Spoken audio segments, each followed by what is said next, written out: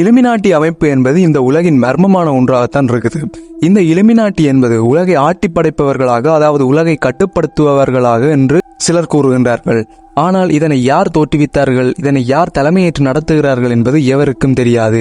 இந்த அமைப்பு உண்மையில் இருக்கா இல்லையா என்றதான் இந்த வீடியோல பார்க்க போறோம். வாங்க வீடியோக்குள்ள போலாம். இலுமினாட்டி என்ற சொல்லுக்கு அர்த்தமே வெளிச்சத்துக்கு வந்தவன் என்று பொருள். அதாவது இருளிலிருந்து வெளிச்சத்துக்கு வந்தவன் என்பதுதான் பொருள். இலுமினாட்டி என்பது உலகை மறைமுகமாக கட்டுப்படுத்துகின்ற ஒரு மர்மமான குழுவாகும். இந்த இலுமினாட்டிகள் லூசிபர் என்ற கடவுளை வணங்குவார்கள்.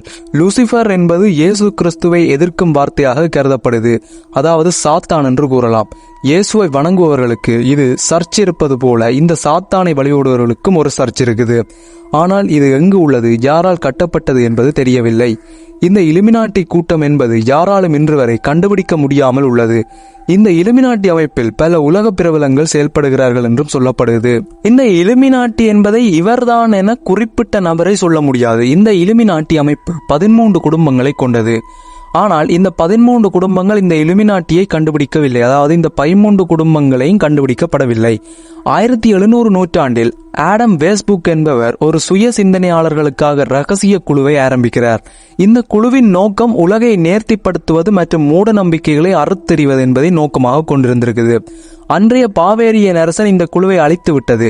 இதுதான் இலுமினாட்டி குழுவின் முதல் ஆரம்பம் என்று சிலர் கூறுகிறார்கள். இந்த இலுமினாட்டி 1706ஆம் ஆண்டில் மீண்டும் தொடங்கியது. இதில் 13 குடும்பங்கள் உள்ளன. இந்த 13 குடும்பமும் ஒரு மிகப்பெரிய குடும்பமாகும். அதாவது மிகப்பெரிய பணக்காரர்களாகவும் அரசியல்வாதிகள் மற்றும் பிரபலமானவர்களாக இருக்கலாம். இந்த குடும்பத்தில் இந்தியாவை சேர்ந்தவர்களும் இருப்பதாக சில கருத்துக்கள் வெளிவந்தது. இந்த இலுமினாட்டி என்பது உலகின் அரசியல், அறிவியல், ஆன்மீகம் எல்லாத்தையும் கட்டுப்படுத்துகின்ற ஒரு அமைப்பு தான் இலுமினாட்டி கூட்டமாகும்.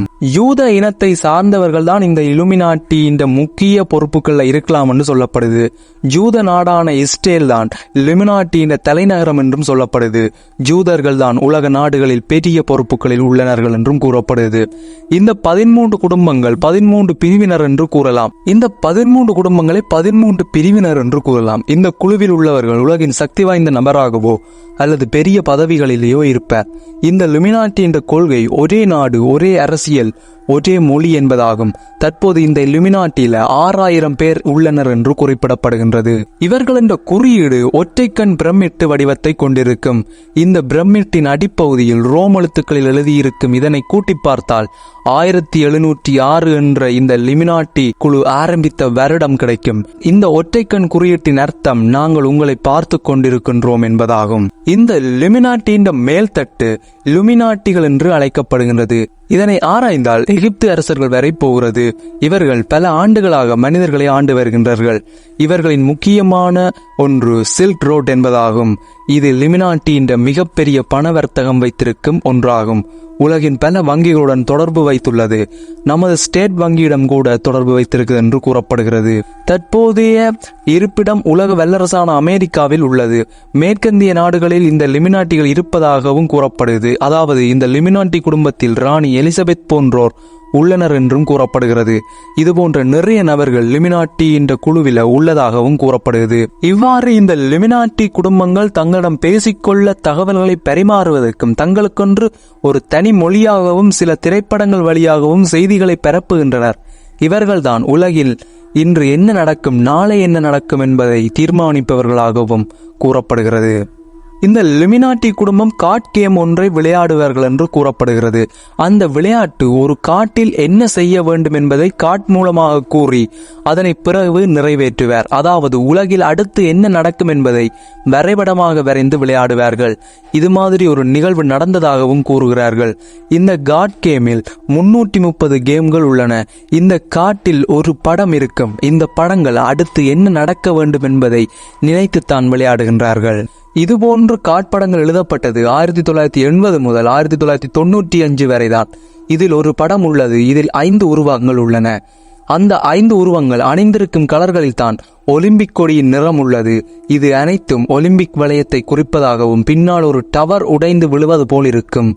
இந்த படத்தில் அதுக்கு லண்டனின் டவரை குறிக்கிறது. ஒலிம்பிக்கின் பல சின்னம் இலுமினாட்டியை குறிப்பது போலவே உள்ளது. 2012ஆம் ஆண்டு ஒலிம்பிக்கில் பெரிய விபத்து நடந்தது. 13,000 மக்கள் கொல்லப்பட்டனர். இதைத்தான் அந்த படம் விளக்கி இருக்கும் என்று நம்பப்படுகிறது. இந்த ஒலிம்பிக்கின் சின்னம் லிமினாட்டியின் சின்னம் போன்று உள்ளதாகவும் சொல்லப்படுகிறது. லுமினாட்டி முதலில் ஜெர்மனியில் தோன்றியது. அன்றைய காலகட்டத்தில் ஜெர்மனியில் புகழ்பெற்ற சிந்தனையாளர் ஆடம் வெய்ஸ்பர்ட் ஆவார். இவர் ஜெர்மனியில் பவாரியில் இங்கோஸ்டாட் என்ற நகரில் பிறந்தார். இவர் ஜூத குடும்பத்தில் பிறந்து கிறிஸ்தவராக மாறினார். இவர் ஒரு ஆதரவற்றவர். இவர் இங்கோஸ்டாட் என்னும் பல்கலைக்கழகத்தின் பேராசிரியர் ஆவார். இவர் பவாரியாவின் ஆலோசகராகவும் இருந்தார். 1776ஆம் ஆண்டு ஆடம் அவர்கள் ஒரு 5 நபர்களை வைத்து ஒரு ரகசிய குழுவை ஆரம்பிக்கிறார். இந்த குழுதான் லிமினாட்டி குழுவாக உருமாறி உலகை ஆள்கிறது. இந்த லிமினாட்டி குழு பல உறுப்பினர்களை கொண்டிருக்கும். அவர்கள் இந்த உறுப்பினர்கள் பல துறைகளில் சிறந்தவராக உள்ளனர். இந்த லிமினாட்டி குழு உலகில் சிறந்தவர்களை தங்கள் குழுக்களில் சேர்த்துக் கொள்கின்றார்கள். இந்த லிமினாட்டியின் நோக்கம், இந்த ரகசிய குழு எதற்காக ஆரம்பித்தார் என்றால், பவாரிய மக்களின் அமைதிக்காகவும் மதங்களை ஒழிப்பதும் மூட நம்பிக்கைகளை அழிப்பதும் மக்களுக்கு சுதந்திரம் அளிப்பதுமாகும் இதன் நோக்கமாக இருந்தது. இந்த லுமினாட்டியின் சின்னம் முதலாக ஆந்தையாக இருந்தது. பிறகு இதனை பிரமிட்டு மற்றும் கண் இருக்கும் சின்னமாக மாற்றப்பட்டது.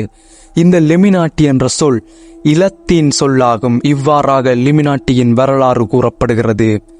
லிமினாட்டி இருந்த இடங்களாக இந்த லிமினாட்டிகள் டார்க் வெப் என்று அழைக்கப்படுகின்ற ஒரு இன்டர்நெட்டை இந்த லிமினாட்டிகள் தன் வசத்தில் வைத்துள்ளார்கள். இந்த டார்க் வெப்பில் பல லிமினாட்டிகள் பற்றி கூறப்படுகிறது. இது போன்ற முக்கியமான பல இடங்களில் லிமினாட்டிகள் செயற்படுகிறது. இப்போது உள்ள பேஸ்புக் கூட லிமினாட்டி என்றும் சொல்லப்படுகிறது. இவ்வாறு பல பெரிய சமூகங்களை தன்னுள் வைத்துள்ளது. இந்த லிமினாட்டி மக்களை அறியாமல் வைத்திருக்கச் செய்வது இதன் நோக்கமாக உள்ளது. இவ்வாறாக இந்த லிமினாட்டிகள் உலகை மறைமுகமாக ஆள்கிறார்கள். என்னதான் உலகை ஆழ்வார்கள் என்று கூறினாலும் இன்று வரை இப்படி ஒரு சமூகம் உள்ளதா என்பது கேள்விக்குறியாகவே உள்ளது. இந்த சில நிகழ்வுகள் சந்தேகங்களை ஏற்படுத்துகிறது. உண்மையில் இவர்கள் உள்ளார்களா என்பதற்கு காலம்தான் பதில் சொல்ல வேண்டும். இந்த வீடியோ பிடிச்சிருந்தால் லைக் பண்ணுங்க, ஷேர் பண்ணுங்க, காமெண்ட் பண்ணுங்க, மறக்காம சப்ஸ்கிரைப் பண்ணுங்க.